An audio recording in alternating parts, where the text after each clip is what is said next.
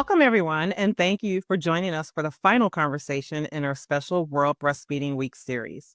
This year's theme, Prioritize Breastfeeding, Create Sustainable Support Systems, invites us all, clinicians, advocates, and system leaders, to reflect on how we can protect and elevate breastfeeding through stronger, more lasting structures of support. Over the past few sessions, we've been fortunate to hear from leaders across regions and cultures who are doing just that, each in their own unique context. Today, we travel to New Zealand, where we're joined by Dr. Yvonne Lefort, a remarkable leader and educator in breastfeeding medicine. Dr. Lefort is a general practitioner with a private breastfeeding clinic in Auckland and holds fellowships with both the Royal New Zealand College of General Practice and the Canadian College of Family Physicians. She is a fellow of the Academy of Breastfeeding Medicine, board certified in breastfeeding medicine, and holds a postgraduate diploma in digital health. Her impact within ABM has been substantial.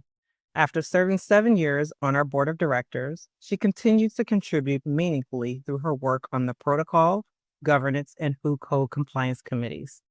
She has also co-founded the Breastfeeding Medicine Association of Aotearoa in New Zealand and is deeply committed to advancing breastfeeding education among her colleagues. As with each conversation in the series, today's discussion isn't a formal presentation. It's a reflective and open exchange, an opportunity to listen and learn from a global colleague who is shaping the future of breastfeeding medicine in their region. Let us go ahead and begin. So thank you, Yvonne, for being here today. Thank you, Nicole, for inviting me. It's great to be here. Great. Well, to get us started, what I'd like to know from you, you've worked in both Canada and New Zealand, and you've worn many hats as a clinician, an educator, an advocate. When you look back and reflect, can you tell us what sparked your passion for breastfeeding medicine and what actually keeps that passion alive today? Yes, Nicole, I was a very green person as far as unknowing anything about breastfeeding when I finished medical school. And I practiced with most of my years have been actually in practice in New Zealand. And I had my first son in New Zealand. And I think from that point on, this mystery of breastfeeding was placed before me and how to overcome problems and how, just what was ahead of you as a parent. And it was quite a shock awakening for me, just a new grad, but I had issues that remained unresolved with the first child. And by the time I had my second son 4 years ago, I met my first lactation consultant, and it sort of opened my eyes to the fact that problems were not insurmountable. And my experience with him was so much better than the first child. And I went on maternity leave, and when I returned to work after him, I was fortunate enough to be contacted by Dr. Evelyn Jan, who opened the first breastfeeding medicine clinic in Canada. And she was insistent that she needed somebody to help with her family practice while she worked in her breastfeeding clinic. But little beknowns to me, she had a plan that she was going to eventually assimilate me into the breastfeeding clinic and into the world of breastfeeding medicine, so that she bit by bit encouraged me to physically come into her clinic and learn from her. And then she would go on holidays and I would take over her clinic. So that was the beginning of it. And she was a fantastic teacher and mentor and has remained a friend over the years.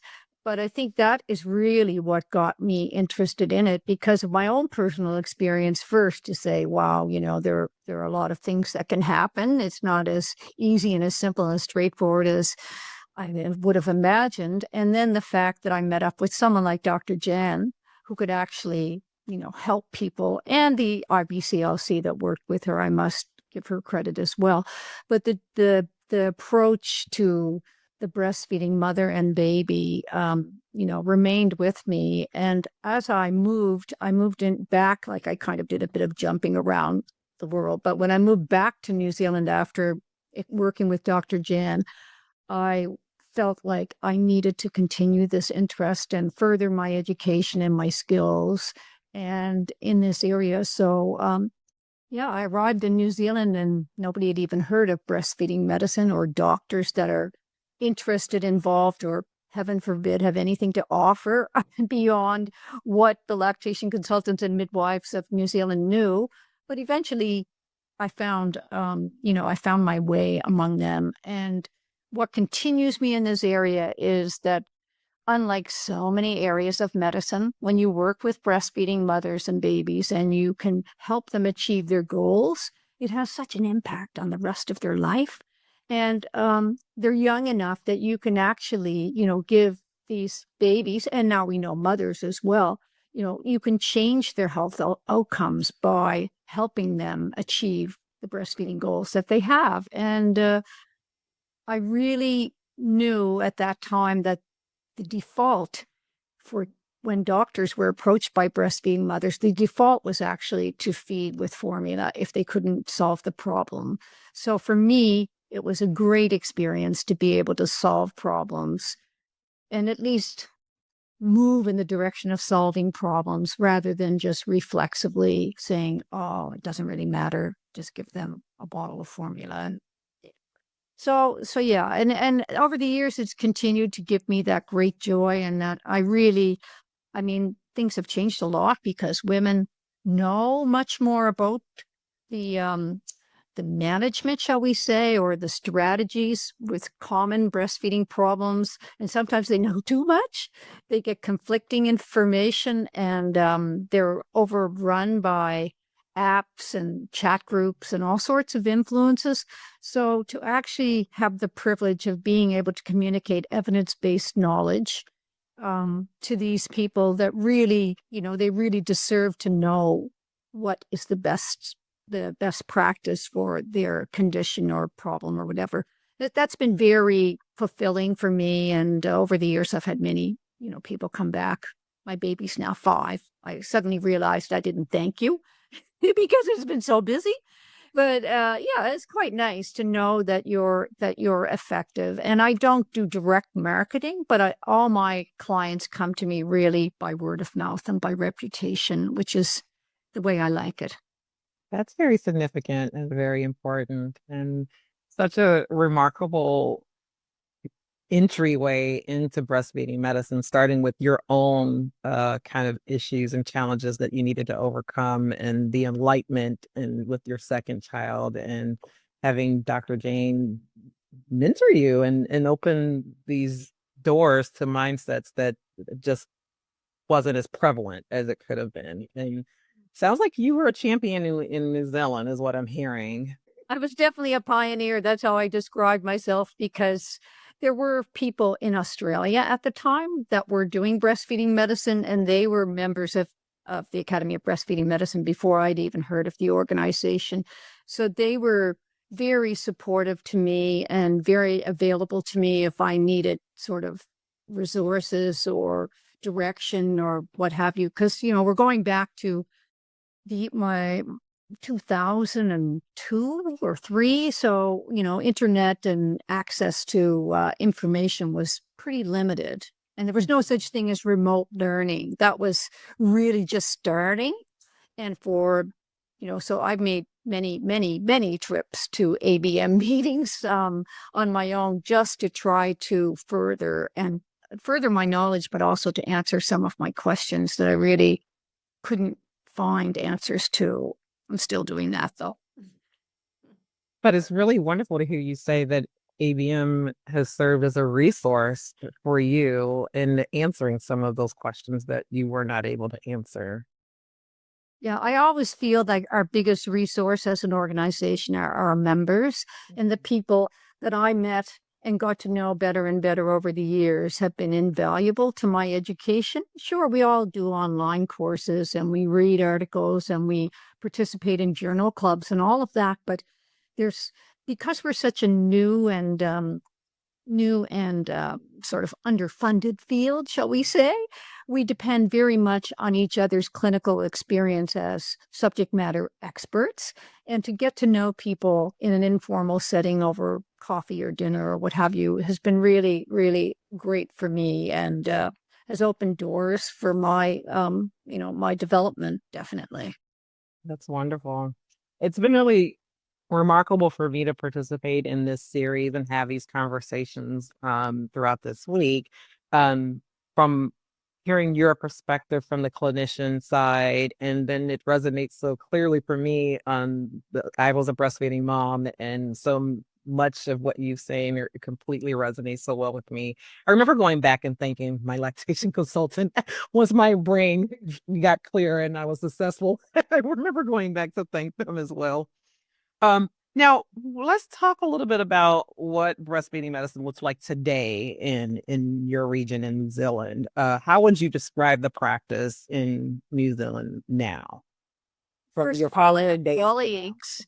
I have colleagues, so that's a fantastic thing for me. So about in 2017, I formed a peer review group that was registered under our College of GPs. So that meant that you got continuing education points for participation, which was a motivating thing. But there were people that came forward and said, right, you do something with breastfeeding moms and treating them and helping them. We want to know more, and we potentially want to enter this field. So that served to really get things going around the country because, I do live in Auckland, which is the largest city, 1.7 million people, but the whole country is 5.2 million people. So there was, probably 70% of the country that didn't have access to me. So it's been wonderful. So now we have formed recently, after participating in that peer review group for 8 years, we have actually formed our own breastfeeding medicine association at the Aotearoa, or New Zealand, and that is the beginning of something very big for breastfeeding medicine in New Zealand. So it's now a registered charity, and we have a mission to provide evidence-based care in an equitable way to all mothers and infants who are breastfeeding throughout the country. So it's a big mission. And at the moment, it's the ones that are participating in the practice of breastfeeding medicine. There are about 9 of us. It's basically a combination of some people getting a little bit of funding from a local trust or what have you, or private. So we really don't have breastfeeding medicine in the scope of public health provision in the country. So that's that one, and then bringing all our medical colleagues up to par on their education and knowledge about how to best manage breastfeeding mothers and babies.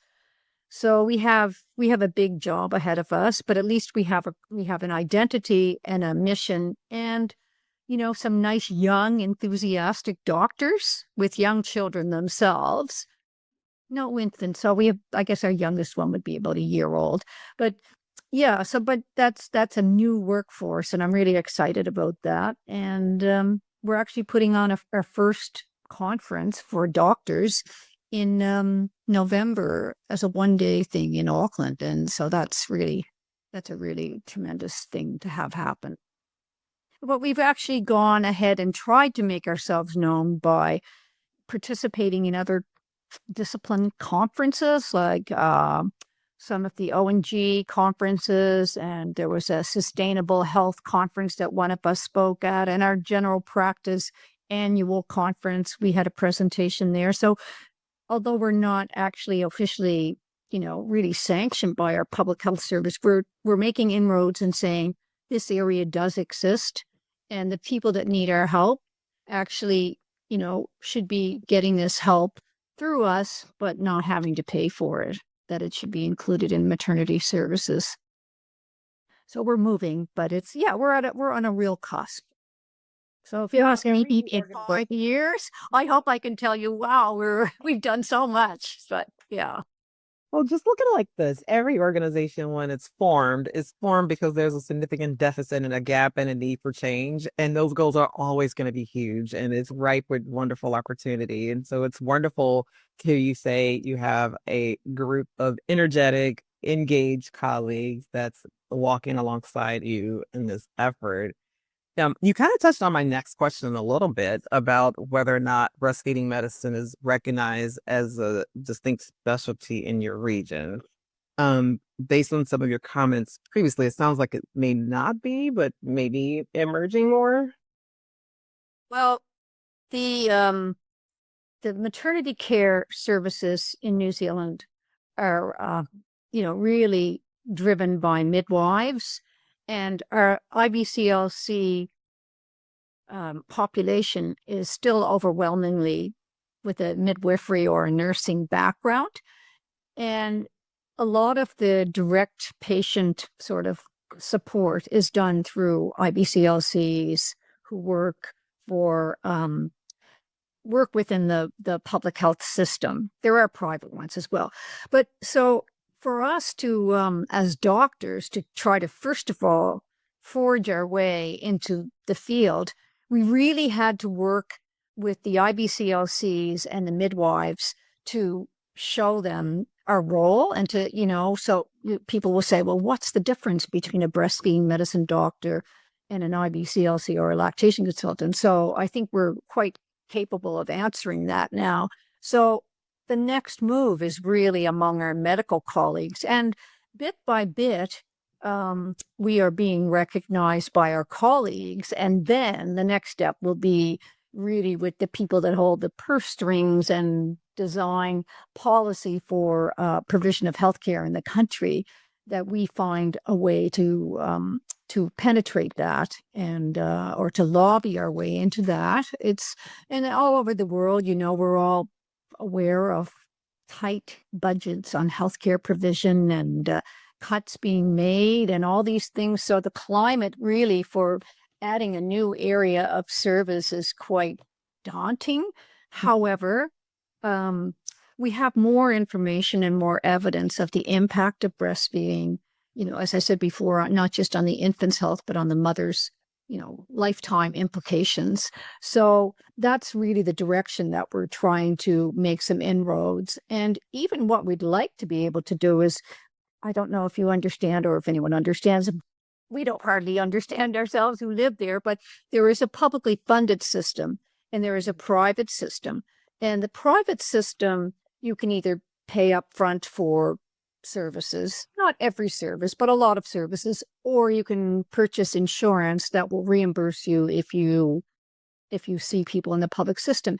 But general practitioners fall in the cracks because we aren't considered, even though we do a fellowship or what have you, we're not considered consultants in the eyes of the insurance. So one of our steps would be even to have us who, upskilled ourselves and have the clinical capacity as breastfeeding medicine to get ourselves recognized by the medical insurers so that at least the people that come to see us can be reimbursed for the fees we charge. It sounds like it's a very small part of the pie, but it's a little step anyway. But yes, our goal is really to be that our services are, equitable and available to people who can pay or can't pay or have insurance or don't have insurance. But yeah, it's we're trying and we're working. But it's interesting, I say, among our colleagues, they recognize it. So that's kind of, you have to sort of start from the ground up and then present and have their support when you actually are looking for a piece of the health dollar. Yeah, it's interesting. My first conversation was with Dr. Tomoko Seo, who I know you know very well. Yeah. And she said something pretty similar around the, the compensation aspect of it and the challenges that she has to navigate in Japan to provide the support, be recognized, and at the same ensure that she's compensated for those services through insurance and billing. So there's a little bit of similarities, not exact, but some similarities in what you just conveyed. And in that same right, I kind of want to shift a little bit and talk about systems and regulations and getting away from the practice of breastfeeding medicine, but more so on the focus of the support for the breastfeeding mom. Um, is breastfeeding regulated, supported at all within your governmental systems? Yes, a national breastfeeding strategy, and all the funded services that have anything to do with breastfeeding are obligated to operate in conjunction with the strategy. Mm. So we have several uh, charitable trusts that provide services, particularly to our our Aboriginal or First Nation, as we call them here, but our Maori people, who have great disparity in their health outcomes across the board, not just breastfeeding.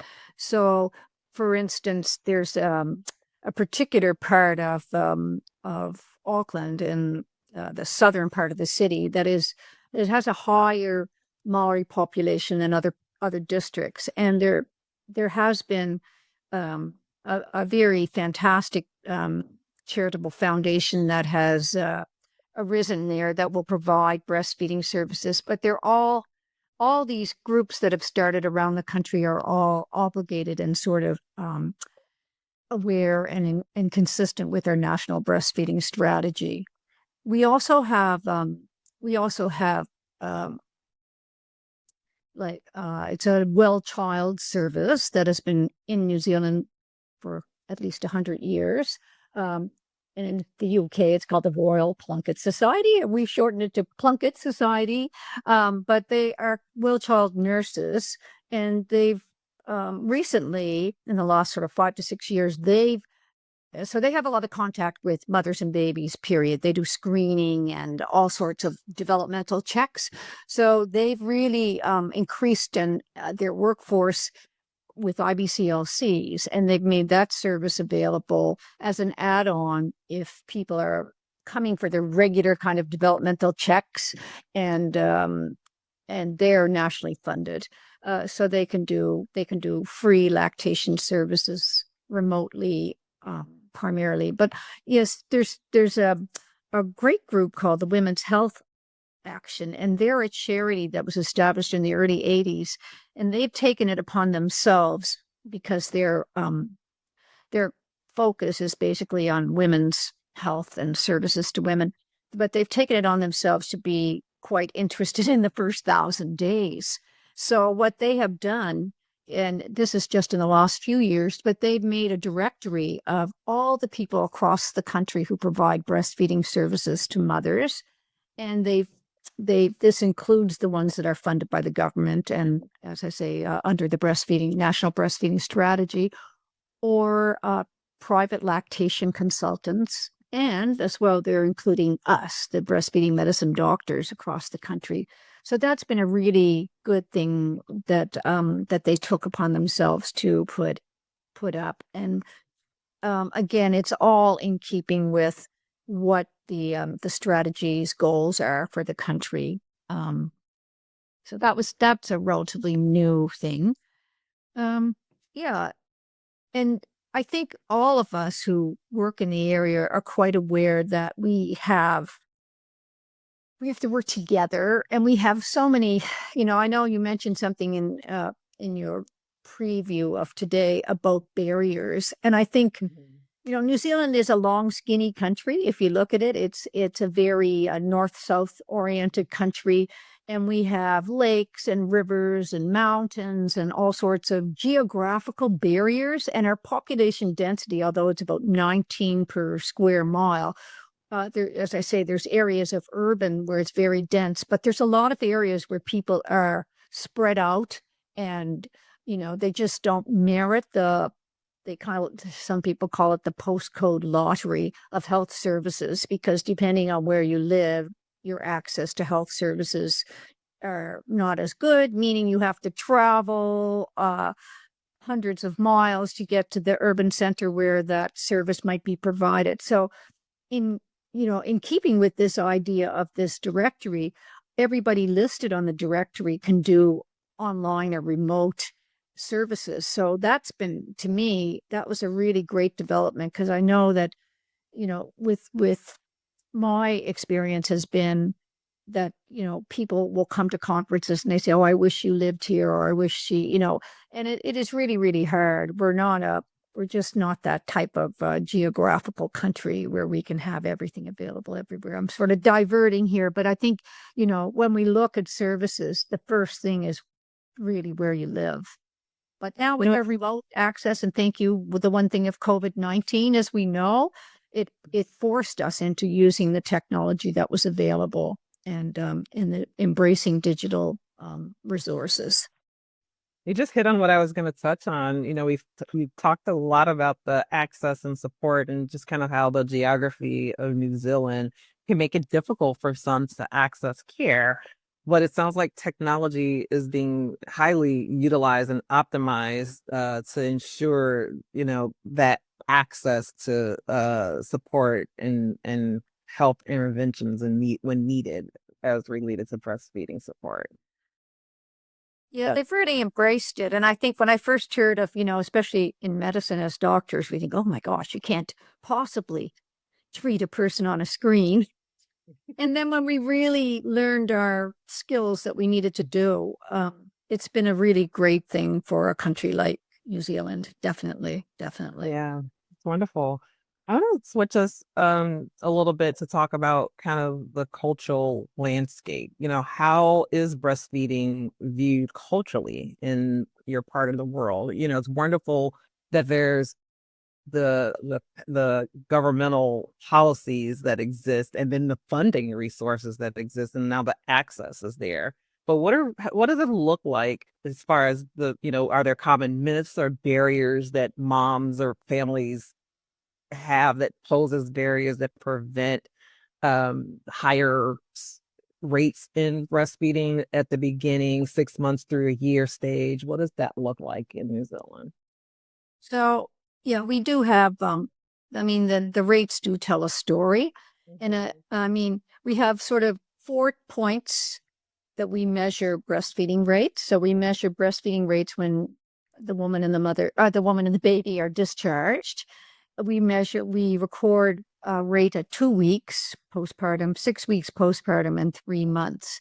So, and we do break it down per ethnicity, region, and those are interesting and trying to, I don't know how much that data is actually used, but it is available to us. And it does tell a story, as I said. So we have about just under 40,000 births a year.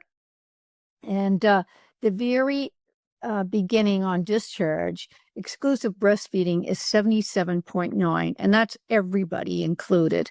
Fully breastfeeding, another 1.86. So that's taking us up close to 80% of women that are doing at the time of discharge are only breastfeeding. A partial breastfeeding rate of about 17.5%, and artificial feeding or formula feeding about 4%.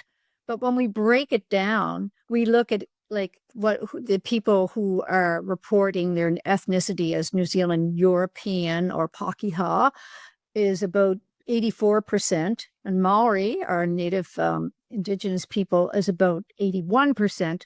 And then we have a group of people we classify as Pacific people. So they are people that have come from the Pacific Islands. They're relatively close to New Zealand. And so there's a lot of immigration. And when we look at Pacific peoples, their rates are 68.7% on discharge. So that's a big difference. That's a big disparity between 84 and 68%. So that's just on discharge. And then as time goes on, we know that Pacific rate is dropping 58% at 2 weeks that are exclusively breastfeeding, 51% at 6 weeks, and then down to 41% at 3 months. So, and we talk about, we sort of put people in that collective phrase of Pacific peoples, but there's many cultures included in that. And the cultures are small in number, and unless you are a community worker that has knowledge and acceptance into those communities, it's very hard to say why the breastfeeding rates are lower. But for our Maori people, our own Indigenous people, we do have a few clues as to why. And the group itself, when there's a couple of research articles that have been published in the late 20 teens that really did some qualitative research and found out that basically this group of people, our Indigenous Maori people, are very positive towards breastfeeding, and culturally, it's been a very important part of their culture from many years. But there were obstacles in the fact that the family support wasn't always there, the supportive partner, but also the extended family were very, very important, whether they would themselves be successful breastfeeding. And as we know, we don't all live with our grandparents anymore, and people move around and they urbanize and all those things. So not really that much different than why breastfeeding rates aren't great in many cultures, really. But it was an interesting bit of research, and I'm just looking to see what year. The second one, I think, was 2018, but really it hasn't been repeated since then. But that was enough. They obviously they identified supportive services were needed, and that was enough to kind of target some of these supportive services that I mentioned before to the Maori population. And they do include the Pacific population, because this area of New Zealand that has the greatest number of both groups and multicultural whole environment of South Auckland has been where some of the best action has really occurred for targeted services. But yeah, they didn't really. They felt that what emerged from the second study really was that the familial networking and the intergenerational breastfeeding experience and support was so key. So, yeah. But I don't actually work in that area, and I have a very lovely colleague that does a lot of work not as a doctor, but as a lactation consultant. And my role with her is to be an advisor when she comes up against a brick wall. I do a lot of help her with a lot of problem solving. And she is actually part of a group that go into people's homes. And that's another thing is, transportation issues, financial barriers, and other things that are happening in the social environment. So the best provision of services is actually, in that case, is going into the home. And the midwifery workforce doing the prenatal preparation for breastfeeding and for parenting, and just being aware of any other social issues that are going to make it difficult for the mother to achieve her goals. Wow, those are really wonderful rates when I compare it to the other conversations and parts of the world that we've been in. But when you look at the ethnic breakdown, the disparity that you spoke of is very striking as well. Really And fascinating. we've sort of, I think the rates are really kind of stable too. They haven't really gone up, but they haven't dropped too much among the overall. So you're Yeah, consistent. when you break it down, Yeah. exactly. Yeah. So as we get to the point of wrapping up here, Yvonne, I like to ask you, given the remarkable things that you've seen since your pioneering days into where things are now, where do you see the most pressing needs and the most promising opportunity and focus in New Zealand? Well, I think it's we're not unlike everybody else, because we have to fight against um a very powerful marketing group for the marketing of breast milk substitutes or artificial milk, whatever you want to call it, or formula, and a very busy society, you know, and it's it's it's an easy way to solve a problem. And as I mentioned before, it was the default for medical practitioners to do that. And I certainly had that told to me when I had problems with my first son. So that is our biggest, one of our biggest obstacles, I would say, is we have limited resources, limited money, and we are fighting against a very strong presence of the marketing of formula. And New Zealand is a dairy country. New Zealand, 26%, I was told. I don't know. I've never got back to find this out for sure, but I was told that 26% of our economy is involved with the dairy industry. So Oh, that's, wow. and if you come here, they used to talk about the sheep, but now we talk about the dairy cows because they're just producing liquid gold. And our prime product of our dairy industry is what we call milk solids or powder, which is Mhm. used in an infant formula. Mhm. So that's our biggest obstacle, I would say. And then the other one is, to really equity is a big, big issue for us. It's all well and good to be able to serve the people that can afford your services. And I mean, this is based on time. We're not, it's not that we think that we have to charge such enormous sums of money, but if you're going to get an hour or an hour and a half of a doctor's clinical time, we have to charge for what we're worth. Of And course. we would love to see a system where we were contracted by our regional health service, of which there are 4 in New Zealand. That would be ideal rather than, I mean, well, the ultimate ideal would be to have breastfeeding clinics, in our major centers that are multidisciplinary. And, we have the biggest children's hospital in Auckland and of the country, and it's tertiary pediatric care. And people that I know that were very motivated in the world of breastfeeding, and consultants that were in the hospital basically gave up on their efforts to establish a breastfeeding clinic several years ago. So we have no breastfeeding clinic in the hospital.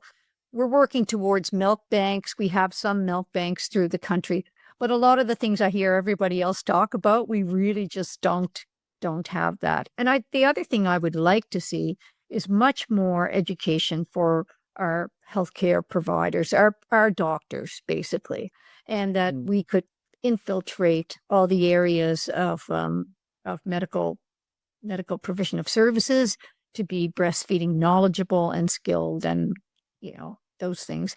And as I said before, I think that it's not that we're excluding other people that do things, but we do know that health spending and health policy usually involves doctors. So yeah, that's it. But we're getting there. It's a little there's a lot of young women in medicine these days, and more women than men are being trained in medicine in New Zealand. I think it's getting close to 60% female in our medical schools. So with that, we hope that that will help the case for more complete services for women's health. Makes it more relevant when, Yeah. Yes. yeah, Yeah.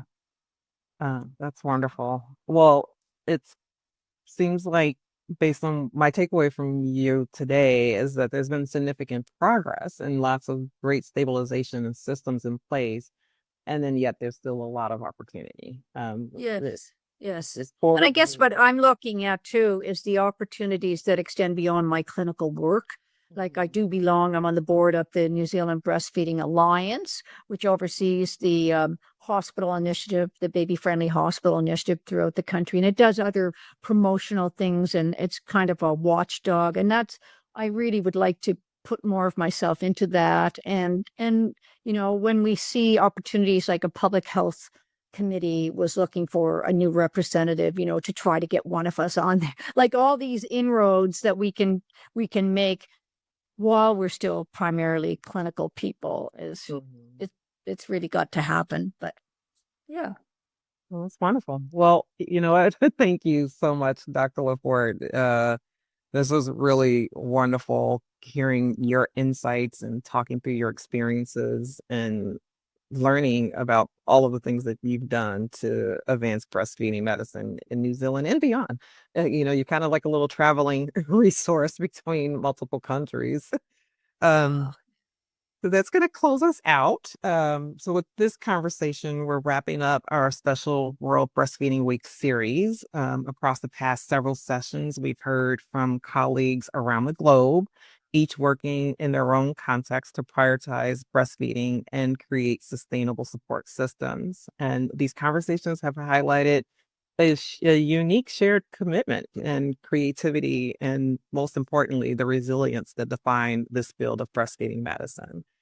We hope that This series has left everyone inspired, connected, and energized for the work that's ahead. And we thank you for listening. And until next time, we want everyone to be well.